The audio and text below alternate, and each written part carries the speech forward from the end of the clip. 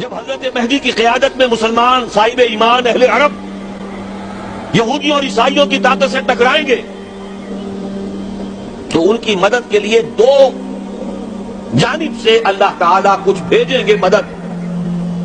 ایک تو آخری مرحلے میں مدد آئے گی حضرت مسیح عیسیٰ ابن مریم کا نزول، جو یہودیوں کی طرف رسول بنا کر بھیجے گئے تھے.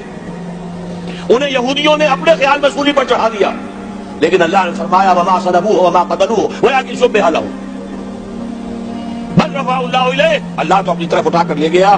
اور احادیث صحیحہ جو کہ ہمارے ہاں متواترہ کے درجے میں، وہ احادیث جو صحیح ہیں کی ہیں، ان سے ثابت ہے کہ حضرت عیسیٰ ابن مریم دوبارہ زمین پر آئیں گے.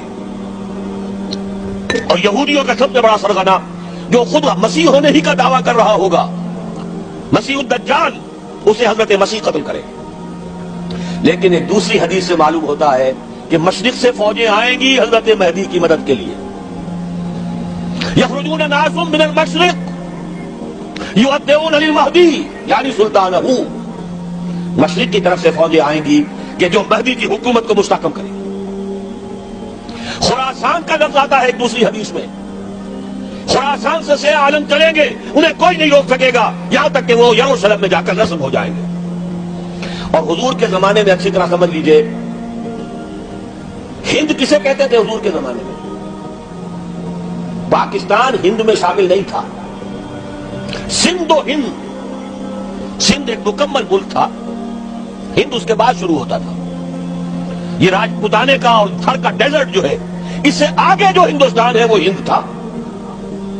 یہ جو ہمارا پاکستان ہے یہ ہمیشہ ہند میں شامل نہیں رہا.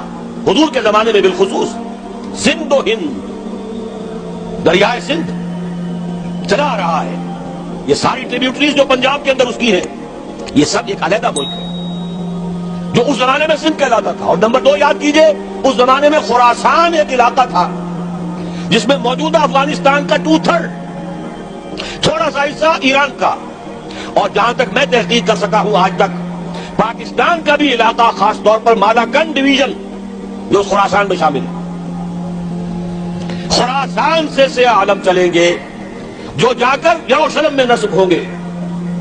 یہاں بھی ایک نقطہ نوٹ کر لیجئے، پہلے بھی یروشلم ہم سے چھینا تھا. کس نے چھینا تھا؟